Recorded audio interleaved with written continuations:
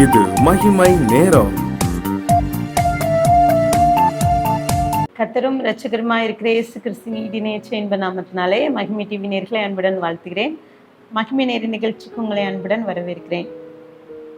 இன்றைக்கு சிந்திக்கும்படியாக தெரிந்து கொள்ளப்பட்ட வேத பகுதி நீதிமொழிகள் 15:31 முதல் 32 வசனம் வரை. ஜீவனுக்கு ஏதுவான கடிந்து கொள்ளுதலை ஏற்றுக்கொள்ளும் காது ஞானிகளிடத்தே தங்கும். புத்திமதியை தள்ளி விடுகிறவன் தன் ஆத்மாவை வெறுக்கிறான். கடிந்து கொள்ளுதலை கேட்கிறவனோ ஞானம் அடைவான் என்று சொல்லி அங்கே குறிப்பிடப்பட்டிருக்கிறது. புத்திமதியை தள்ளி விடுகிறவன் தன் ஆத்மாவை வெறுக்கிறான். புத்திமான், புத்திமதி. சில நட்புகள் சகோதர சிநேகித போல பழகுவாங்க, நட்பை பகிர்ந்து கொள்ளுவாங்க, புத்தியை சொல்லி கொடுப்பாங்க, நல்லதை சொல்லி கொடுப்பாங்க. ஆனா சில நண்பர்கள் பார்த்தீங்கன்னா கேட்பதில்லை. சில காரியங்கள்ல கர்த்தருடைய தேவ திட்டத்தை வெளிப்படுத்துகிற நண்பர்கள் உண்டு. ஜெப ஜீவியத்துல ஆவிக்குரிய வாழ்க்கையிலே நண்பராக பழகுகிறவர்கள், சில காரியங்கள்ல நட்போடு இருக்கிறவர்கள். நாம் எவ்வளவேனும் தேவ திட்டத்தை அறிகிறோம், நம் நண்பர்களோடு எப்பேற்பட்ட காரியங்கள்லையும் நம்ம ஆண்டவரை முன்னிறுத்த வேண்டும். இங்க இன்றைக்கு வேதாகமத்துல 2 மனிதர்களை குறித்து நாம் தியானிக்க இருக்கிறோம். அவர்களுடைய நட்பு, அவர்கள் எவ்வாறு தன்னுடைய வாழ்க்கையிலே இந்த நட்பினால அவர்கள் எப்பேற்பட்ட காரியங்களை கற்றுக்கொண்டார்கள் என்று நாம் தியானிக்க இருக்கிறோம். ஆகாப் யோசபாத் அவங்களுடைய நட்பு. இந்த ஆகாப் அவர் எப்படிப்பட்ட இஸ்ரவேலில் பொல்லாத ராஜா அவர் தான். இன்னும் யோசபாத் அவன் யூதர்களை தேவ பக்தி உள்ள மனிதன். இந்த பொல்லாத ராஜாவும் தேவ பக்தி உள்ள யோசபாத், 2 பேரும் ஆகாப்பும் யோசபாத்தும் நண்பராகிறாங்க. 2 பேரும் இணைந்து அவர்கள் சீரியாவுக்கு போர் செய்ய செல்கிறாங்க. இப்போது அவர்களுக்கு நடந்த காரியம் என்னன்னா, யோசபாத் ராஜா என்ன சொல்றாருன்னா, கண்டிப்பா தேவ திட்டத்தை நான் அறியணும். நம்ம இந்த போருக்கு செல்கிறோம், தேவ திட்டம் எப்படி இருக்குது, நம்ம யுத்தத்துக்கு போகும்போது என்ன நடக்க இருக்குது நான் விசாரித்து தான் நான் வருவேன்னு சொல்றோம். அப்போது ஆகாப் ராஜா சொல்றான், ஒன்றும் வருத்தப்பட வேண்டாம், என் கூட என்னுடைய ராஜ்யத்துல 400 தீர்க்கதரிசிகள் இருக்காங்க, அவங்கள நான் வரவழைக்கேன், தேவ திட்டத்தை நீங்க அறிந்து கொள்ளுங்கன்னு சொல்லிட்டு 400 பேரை வரவழைக்கிறேன். அந்த 400 பேரும் இந்த போரை குறித்து தன்னுடைய கருத்துக்களை ஆண்டவர் பேசிக்கிறத ஒரே மாதிரி சொல்கிறாங்க. அவங்க ஆச்சரியப்படுறத்தக்கதாக வெற்றியை முன்னறிவிக்கிறாங்க. நீங்க போறது வெற்றி என்று சொல்றாங்க. இப்போது ஆகாப் சொல்றான், இதுக்கு மேல என்ன வேணும், போருக்கு செல்லலாம்னு சொல்லிட்டு சொல்லும்போது யோசபாத் இல்ல, எனக்கு இன்னும் தேவ திட்டத்தை விசாரித்து அறிய வேண்டும், இன்னும் இதை விசாரிக்கத்தக்க தீர்க்கதரிசி யாராவது இருக்கிறார்களா என்று சொல்லி கேட்கும்போது ஒரே ஒரு மனிதன் இருக்கிறான். அந்த மனிதனை குறித்து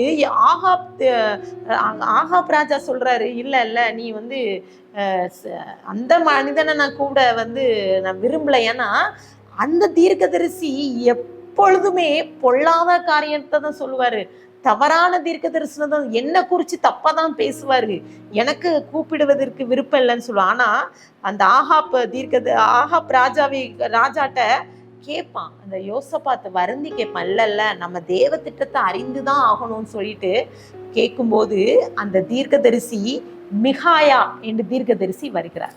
இப்போது அந்த தீர்க்கதரிசி வந்த மாத்திரத்திலே ஆகாப்பை பார்த்து சொல்றான், போ வெற்றி பெறு, உனக்கு வெற்றி தான் அப்படின்னு ஒரு கேலி கிண்டல் செய்கிறான்.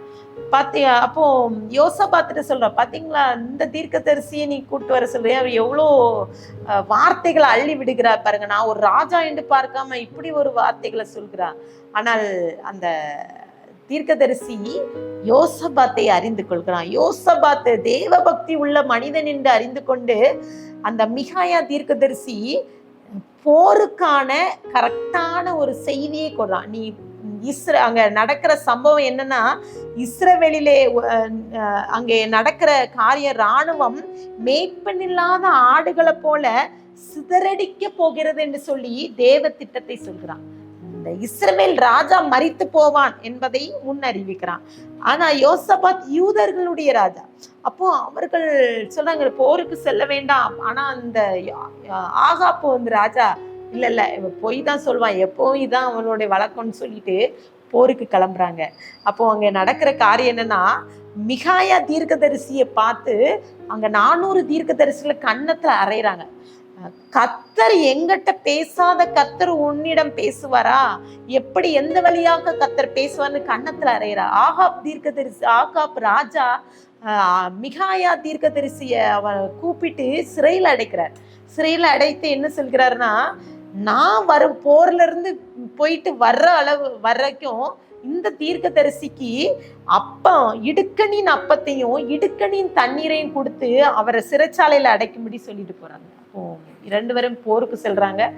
அந்த தீர்க்கதரிசனம் சொல்லியாச்சு. இஸ்ரவேலர் ராஜா வந்து மக்கள் ஜனங்கள் சிதறிக்கப்பட போறாங்க, ராஜா மரித்து விடுகிறான்னு சொல்றான். ஆனா அவர்கள் மாறு வேடம் அணிந்து செல்கிறான். அந்த ஆகாப் ராஜா இதெல்லாம் கேட்டுட்டு நான் மாறுவேடம் அணிந்து போகும்போது யாரும் என்னை கண்டுகிட மாட்டாங்கன்னு சொல்லி செல்லும்போது அங்க சீரிய படை வீரர்கள் வந்து துல்லியமாக கண்டுபிடித்து யோசபாத்து அவர் அந்த ராஜ வஸ்திரம் தரித்து செல்கிறான். ஆனா அவனை இஸ்ரவேல் ராஜா என்று அவன் வளைத்து கொள்றாங்க. ஆனா கண்டு கொண்டு அந்த மாற்று வேடம் தரித்த அந்த ராஜாவை இஸ்ரவேலின் ராஜாவாகிய ஆகாப்பை கொண்டு விடுகிறார்கள்.